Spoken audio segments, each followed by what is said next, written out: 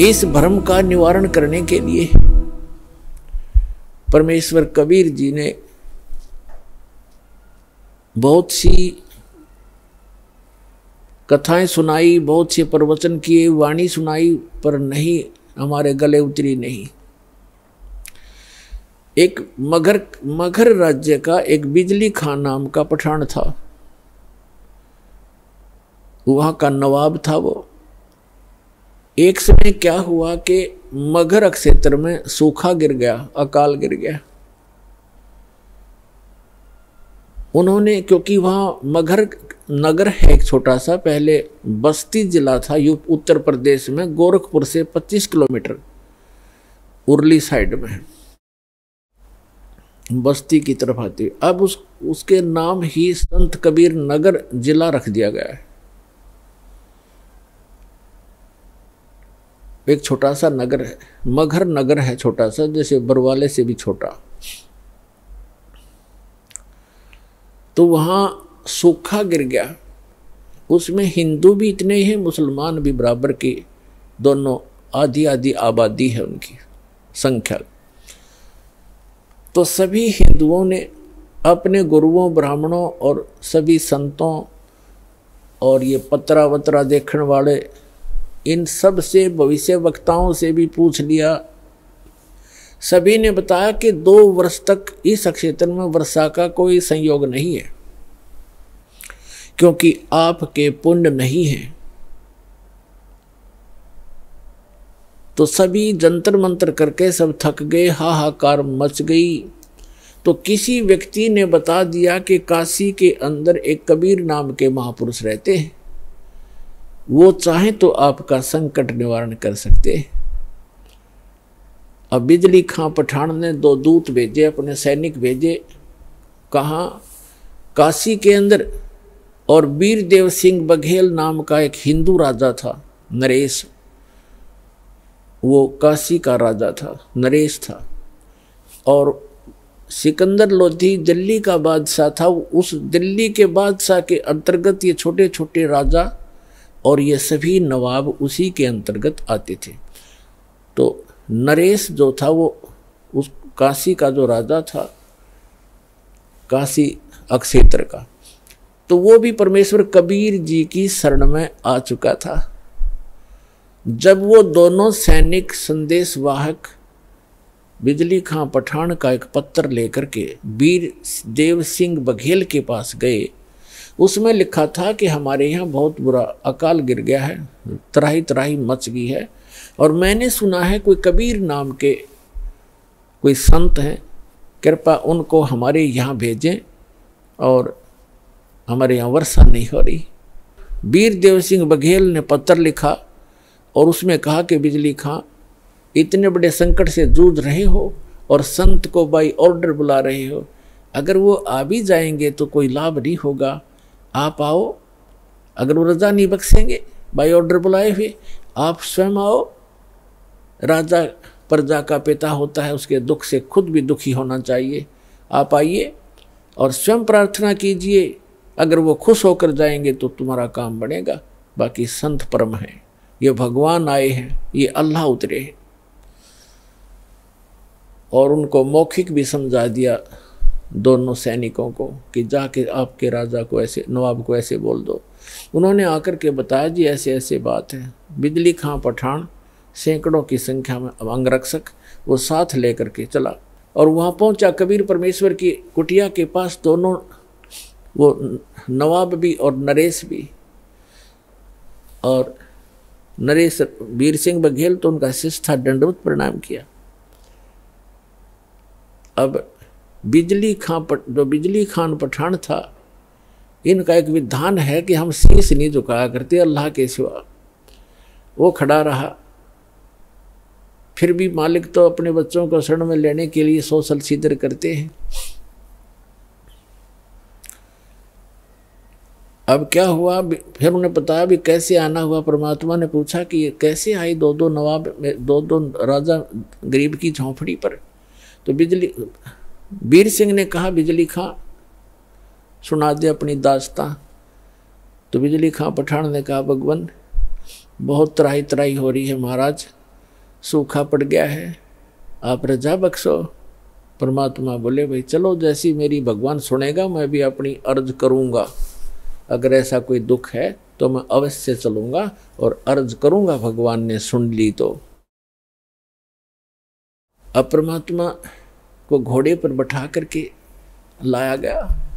आगे क्या देखा कि गोरखपुर जो है, वहाँ एक टीला है गोरखनाथ जी का, और इन संतों में एक खासियत होती है कि वो इस बात से, अब जैसे शरीर छोड़ गया संत, अब इनकी मुक्ति तो होती नहीं, ये यहीं धक्के खाते रहते हैं, कोई पितर बन गया, कोई भूत प्रेत रूप में, और जो पितर टाइप हो जाते हैं वो शरीर अपना अन्य जो अच्छी कुछ थोड़ी बहुत भक्ति पूर्वजन्म की या वेदों तक की साधना कर लेते हैं, वो कभी भी शरीर में प्रकट हो जाते हैं, दिखाई भी दे जाते हैं और फिर अंतर्ध्यान हो जाते हैं। तो गोरखनाथ ने सोचा अकाल तो ये गिरना ही गिरना है, यदि कोई संत आया और यहाँ आकर के उसने कोई जंतर मंत्र करके कोई थोड़ा बहुत छड़का करवा दिया तो तेरी महिमा कम हो जाएगी। अब गोरखनाथ, एक तालाब, एक सूखी तलैया थी, छोटी सी जोड़ी खेतों में होती है, थोड़ा सा पानी आ जाए, वर्षा हो जाए तो उसमें 5-4 महीने का जल उसमें भर जाता है, थोड़ा ही होता है वो क्षेत्र, छोटी तलैया उस सूखी पड़ी थी। उसके किनारे वृक्ष के नीचे अपना वो त्रिशूल गाड़ के बैठा, ऐसे आसन पदम लगा के। परमात्मा ने गोरखनाथ को देखा, अरे साधु महात्मा आए हैं, बिजली खां, रोको घोड़े को, रोका। कबीर साहब नीचे उतरे, प्रणाम किया, प्रणाम नाथ जी। नाथ जी बोले प्रणाम।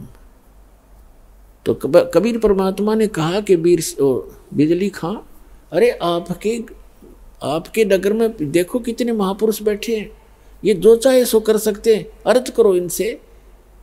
बिजली खां पठान ने कहा महाराज जी ऐसे ऐसे बहुत बुरा हाल हो गया, त्राही त्राही मच गई है, और कुछ दया करो, जल की व्यवस्था करो, वर्षा करवाओ।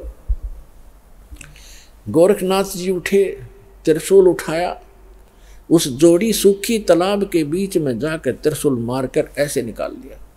उसमें से एक फुहारा निकला पानी का, और देखते ही देखते वह तलैया पानी की भर गई, वह जोड़ी। और परमात्मा कबीर साहब ने कहा देखो भाई देखो कमाल हो गया, अरे देखो ये तो खुद भगवान उतरे हैं, और आपका देखो कैसे इन्होंने पानी पानी कर दिया, वो बन गया काम आपका। देखो अब बिजली खां पठान ने कहा महाराज जी ये तो शाम तक का भी पानी नहीं, हमारे पशु भी नहीं छिक सकते, तो अर्ज करो महाराज जी, जब इतना कर सकते हैं नाथ जी तो और भी कर देंगे कृपा। तब उसने बिजली खां पठान ने कहा मालिक, ए नाथ जी, हे महाराज जी, वर्षा हो तो बात बने, इस एक तालाब से बात चलेगा नहीं काम, ये तो शाम तक के पीने पीने का भी नहीं काम बनेगा। तब नाथ जी कहते हैं कि इस क्षेत्र में 2 वर्ष तक वर्षा होने के कोई योग नहीं है, ये तो मैंने अपने कोटे से तुम्हें ये जल दिया है, इससे आगे मेरे बस की बात नहीं है, और कोई और हो तो खोज लो उसको। अब बिजली खां पठान ने कहा परमात्मा कबीर साहब से कि महाराज जी, ये संत जी आप दया करो, इससे तो बात बनेगी नहीं।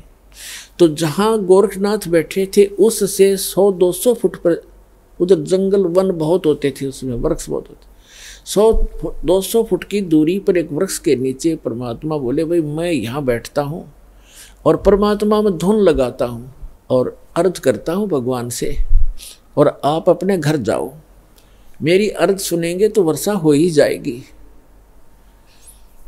अब वीर सिंह, वो बिजली खां पठान और सभी जो भी उनके साथ थे अपने नगर की तरफ चल पड़े। मगहर से 1.5 किलोमीटर की दूरी पर वो स्थान है, ये दास उसको देख कर आया है। बहुत से बच्चों के साथ हमारे भक्त भी गए थे, तो वहाँ बैठ गए। कबीर साहब ऐसे कहते हैं लाल प्रगट नहीं हुआ करते, ऐसे भोले से बनकर जैसे भगवान से अर्ज कर रहे हैं, धुन लगा रखी है, धुन भगवान में धुन लगाई, और मुश्किल से वो आधा किलोमीटर गए होंगे बिजली खां पठान और उसके सारे सैनिक से। इतनी जबरदस्त घटा उमड़ कर आई और मूसलधार वर्षा होने लगी। बोल सतगुरुदेव की जय हो, कबीर भगवान की जय हो।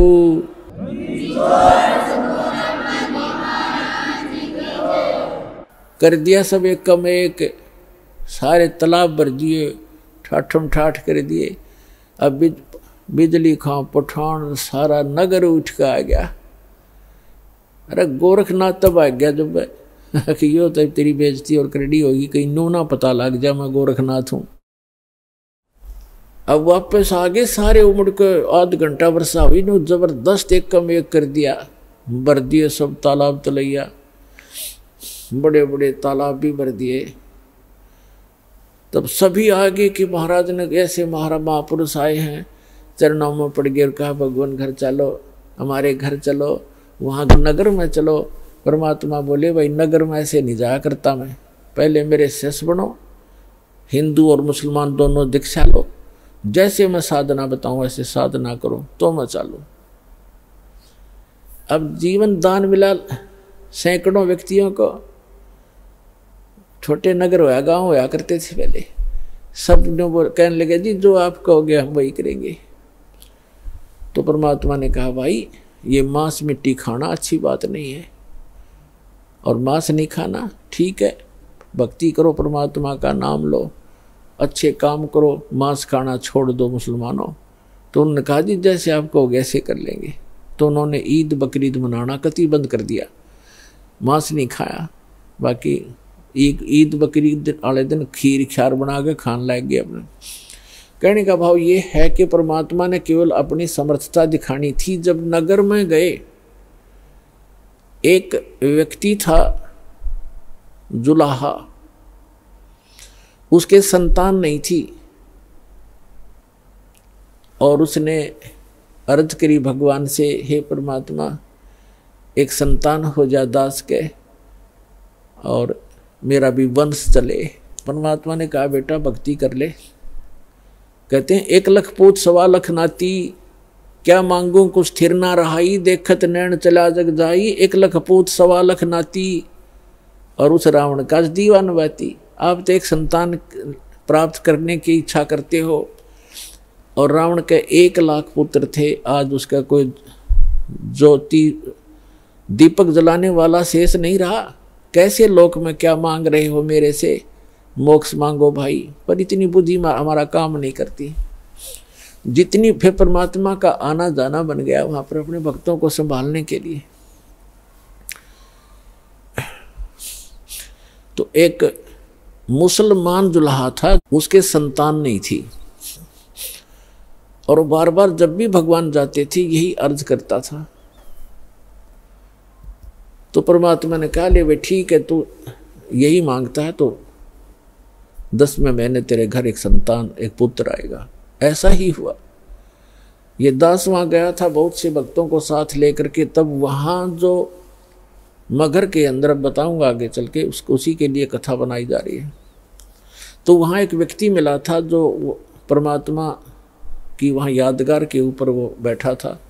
वो कह रहा था हमारा जो एक हमारी जो पीढ़ी चल रही है वो कबीर परमात्मा के आशीर्वाद से चली है। हम कबीर साहब के आशीर्वाद से हमारे दादाजी का जन्म हुआ था, और उसको कहते हैं मोहल्ला कबीर करम। मगर के अंदर एक मोहल्ला कबीर करम नाम का है। कबीर करम माने कबीर जी के रहम, कबीर जी के रहम से बसा हुआ एक मोहल्ला, उसको कहते हैं मोहल्ला कबीर करम। तो कह रहा था हमारा मोहल्ला कबीर करम नाम से जाना जाता है, और हम उन्हीं के आशीर्वाद से हमारा आदुवंश चला हुआ है। तो पुण्यात्माओं, इस एक कथा से आपको कितना पता चला कि मासा घटे ना तिल बधे, वेदना लिखे जो लेख, और सच्चा सतगुरु मेट कर ऊपर मार दे वेख। अब 60-65 वर्ष का वो जुलाहा हो चुका था, 70 वर्ष 65 से भी ऊपर उम्र हो गई थी। उनको संतान दे दी। और 2 वर्ष तक उस अक्षेत्र में अकाल गिरना था, कोई वर्षा नहीं होनी थी, वहाँ वर्षा दी। ये वो समर्थ परमात्मा है जो सतगुरु जो चाहे सो करही, 14 कोट दूत जम डरही, ऊत भूत जम त्रास निवारे, चित्रगुप्त के कागज पाड़े। चित्रगुप्त के कागज धर्मराज के लेख मिटा दूं, परमात्मा कहते हैं लिखे हुए को काट कर धर दूंगा और अपना लिख दूंगा उसके ऊपर। वो करके दिखा दाता ने। तो बिजली खां पठान और वहाँ हिंदू और मुसलमान सभी परमात्मा कबीर जी के शिष्य बन गए। काफी वर्षों तक बड़ी श्रद्धा से लगे रहे। अब एक दिन परमात्मा ने जब सब लोग जाना था, अपना काम पूरा कर लिया था, अमृतवाणी बोल कर धर्मदास जी से लिखवा दी थी, तो उन्होंने कहा भी मैं काशी के पंडितों, आप ये कहते हो कि जो काशी में जो बना उसमें काशी में मरता है वो स्वर्ग जाता है, मगर मरेगा वो गधा बनता है, नरक जाता है। मैं मगर में शरीर त्यागूंगा और अपने सारे जंतर मंत्र ये पोथी पत्रे साथ ले लो और सारे आप अपने नक्षत्र भी नोट कर लियो। इस नक्षत्र में मरने वाला, इस पृथ्वी पे मरने वाला जो तुम अटकलबाजी लगाते हो कहाँ जाएगा।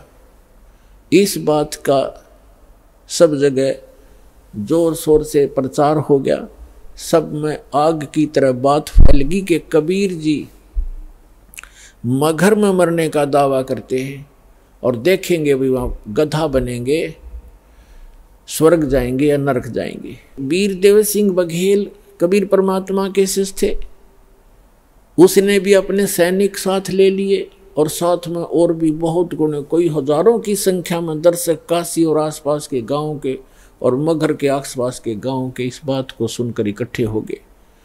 और परमात्मा का 120 वर्ष की आयु, लीला में आयु थी भगवान कबीर साहब की उस समय, 120 वर्ष की आयु में। और बनारस से लेकर मगर लगभग 125 किलोमीटर 150 किलोमीटर का अंतर है। पैदल गए थे और 3 दिन में पहुंचे। अब वहां जाकर के अब बिजली खां पठान को पता चला कि गुरुजी आ रहे हैं, उनकी खातिरदारी के अंदर खूब तैयारी करवा दी सारी। अब जहां पर परमात्मा की यादगार बनी हुई है वहां परमात्मा कबीर जी जाकर बैठ गए। जिस दिन परमात्मा ने सतलोक जाना था, गमन करना था, सुबह उठकर कहा कि बिजली खां पठान मैं स्नान करूंगा। बिजली खां पठान ने कहा जी जल बहुत ला रखा है, कुएं से भरकर ला रखा है। तो परमात्मा ने कहा मैं कुएं के जल से स्नान नहीं करूंगा, मैं तो बहती दरिया में स्नान करूंगा, मैंने शरीर छोड़ना आज। तो बिजली खां पठान और वहाँ के सभी जो सेवक थे हिंदू और मुसलमान, सब ने करबद्ध होकर कहा भगवान यहाँ पर एक आमी नदी बहा करती थी, अब उसका आमी नदी तो है पर जल नहीं है उसके अंदर, और ये भगवान शिव के श्राप से शापित है, सूख गई है। परमात्मा बोले भाई चलो दिखाओ मुझे कहाँ है वो नदी। जहाँ परमात्मा ने वो लीला की थी, सतलोक गमन की, सतलोक जाने की, उससे 400-500 फुट की दूरी पर वो दरिया थी कि आओ महाराज दिखाते हैं। तो परमात्मा वहां पहुंच गए। उस दरिया के किनारे खड़ा होकर के परमात्मा ने कहा, परमात्मा ने ऐसे इशारा कर दिया जैसे चौराहे पर खड़ा हुआ ट्रैफिक का सिपाही कर देता है और सभी गाड़ियां खकौट से भाग लेती हैं। ऐसे परमात्मा ने जिधर से नदी का अपस्ट्रीम था उधर से ऐसे कर दिया खड़ा होकर। क्या देखा कि बहुत सी दूरी पर ऐसी आवाज आई जैसे बम फटता है, और कम से कम 4-5 किलोमीटर की दूरी पर उस दरिया के अंदर से ऐसा फुहारा उठा और वो दरिया भरकर चल पड़ी, फुल किनारे पर तबर गई। बोलो सतगुरुदेव की जय हो।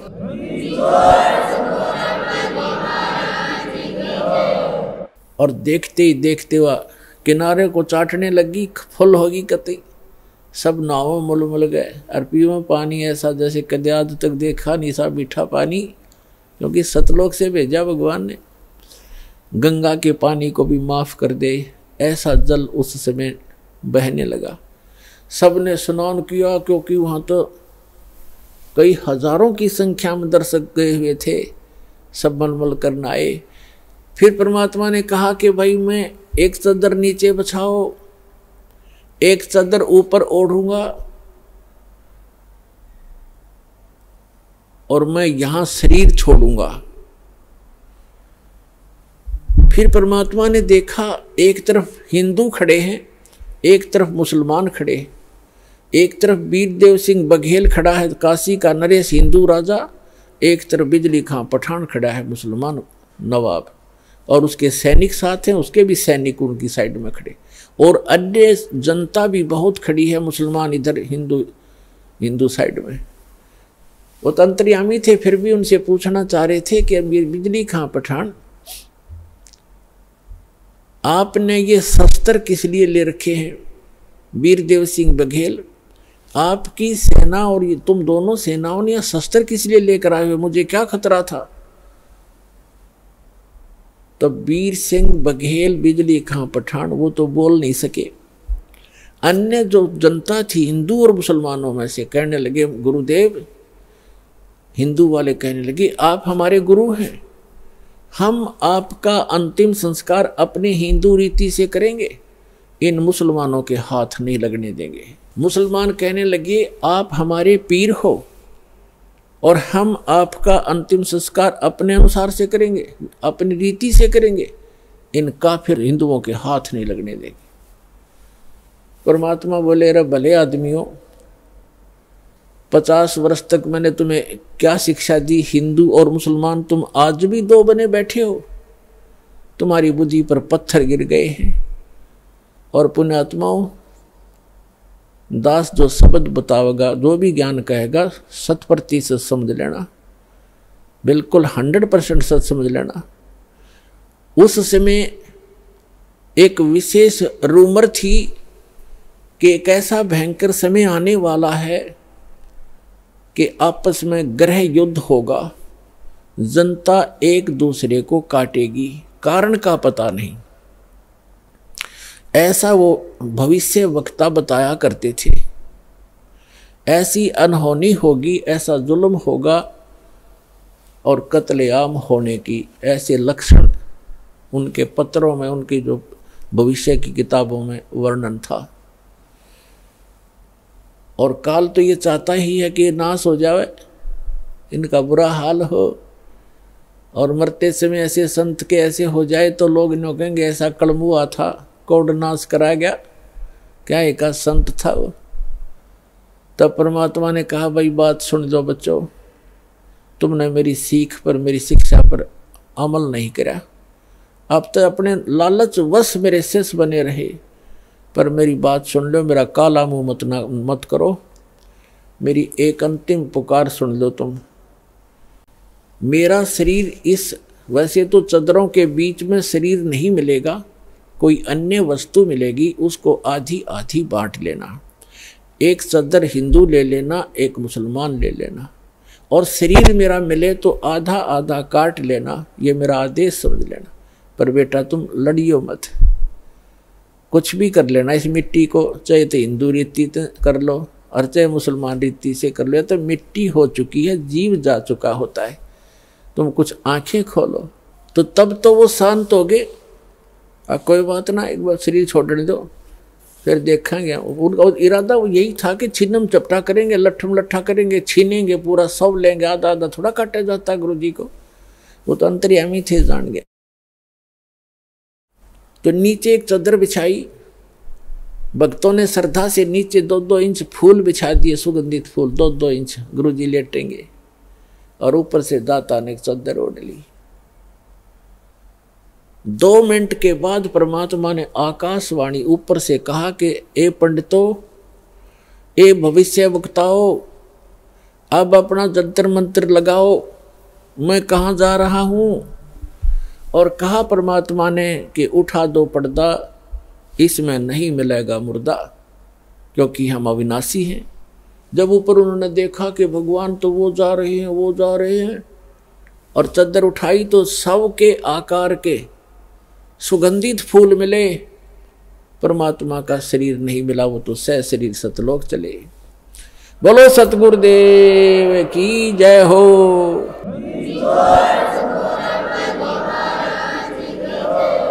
उस समय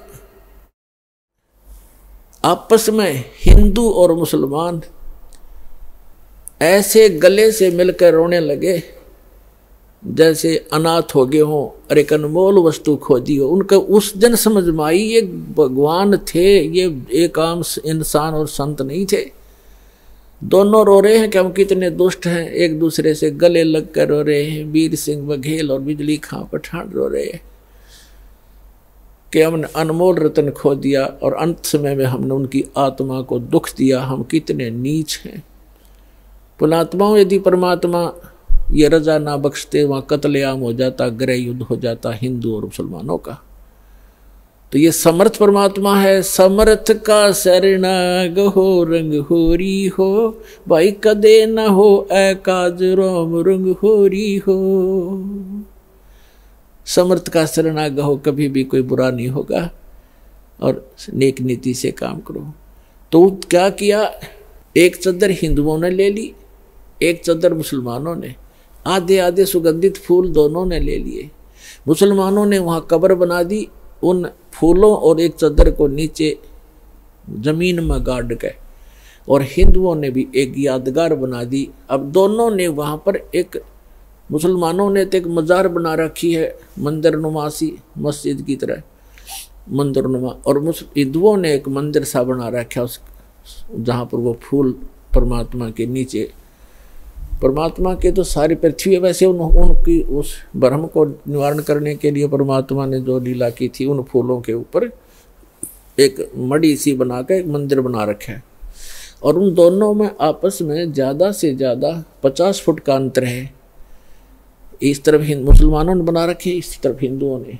ये दास वहाँ गया था तो वहाँ के हिंदू और मुसलमानों ने बताया कि हम आज तक कभी भी उसके बाद धर्म के नाम पर लड़े नहीं हैं। चाहे कहीं पर भी हिंदू मुसलमानों का चाहे कितना झगड़ा हो गया, हम आपस में कभी हमारा रसूख नहीं बिगड़ा। उसके बाद हम इतने नम्र हो गए, हम इतना गलानी बन गई हमारे दिल में, हम आज तक आपस में हिंदू और मुसलमान लड़े नहीं धर्म के नाम पर। एक वैसे तो कवा सुनी घर में भाई भाई की हो जाती है, वो अलग होती है, पर इस विषय में हम नहीं लड़े। तो इसके विषय में धर्मदास जी ने कहा था, आज मोहे दर्शन दियो जी कबीर, आज मोहे दर्शन दियो जी कबीर, आज मोहे दर्शन दियो जी कबीर। सतलोक से चल कर आए, सतलोक से चल कर आए, काटन यम की जंजीर, आज मोहे दर्शन दियो जी कबीर, आज मोहे दर्शन दियो जी कबीर। थारे दर्शन से मारे पाप कटत हैं, थारे दर्शन से मारे पाप कटत हैं, निर्मल होवे जी शरीर, ओज मोहे दर्शन दियो जी कबीर, आज मोहे दर्शन दियो जी कबीर। अमृत भोजन मारे सतगुरु जी में, अमृत भोजन मारे सतगुरु जी में ये शब्द दूध की खीर ओज मोहे दर्शन दियो जी कबीर ओज मोहे। हिंदू के तुम्हें देव कहाए, हिंदू के तुम्हें देव कहाए, मुसलमान के पीर आज मोहे दर्शन दियो जी कबीर आज मोहे दर्शन दियो जी कबीर। दोनों दीन का झगड़ा छिड़ेगा, दोनों दीन का झगड़ा छिड़ेगा, टोहा ना पाया शरीर आज मोहे।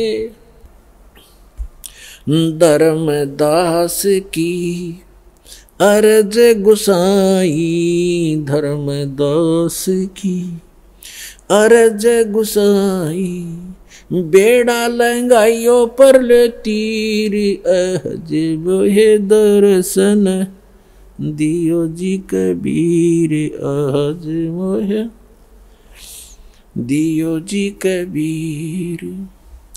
तो पुण्यात्माओं, ये वो परम पिता है जो हमारे लिए भटक रहे हैं।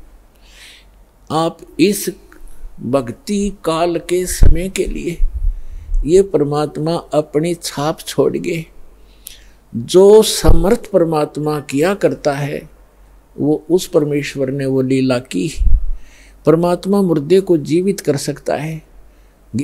ऋग्वेद मंडल नंबर 10 सूक्त 161 के मंत्र नंबर 2 में कहा है, पर यदि रोगी की आयु समाप्त होगी हो, इतना क्षीण शरीर हो गया हो और मृत्यु को भी प्राप्त हो करके मृत्यु देवता के पास चला गया हो, तो समर्थ परमात्मा अपने भक्त को उससे भी छुटवा कर वापस ले आता है और 100 वर्ष तक का स्वस्थ जीवन उसको देकर 100 वर्ष की आयु उसको प्रदान कर देता है। बोलो सतगुरुदेव।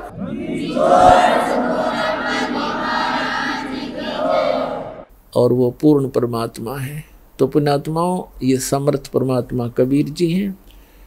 और दास फिर कहता है कि धन है आपके माता पिता जिनसे जन्म हुआ, आपकी कीमत का आपको पता नहीं, आपकी किस्मत का आपको पता नहीं, दास को पता है, क्योंकि लाल की कीमत, लाल की परख जौहरी किया करता है। जो जितना भी देरी से यहाँ आएगा, जो इंसान, जो प्राणी, उसको केवल पश्चाताप ही हाथ लगेगा। तो इससे दास की प्रार्थना है, जितना हो सके अपने भाई बहनों को, रिश्तेदारों को, जहाँ तक भी आपकी पहुँच है, सबको प्यार से समझाओ। बोलो सतगुरुदेव की जय हो।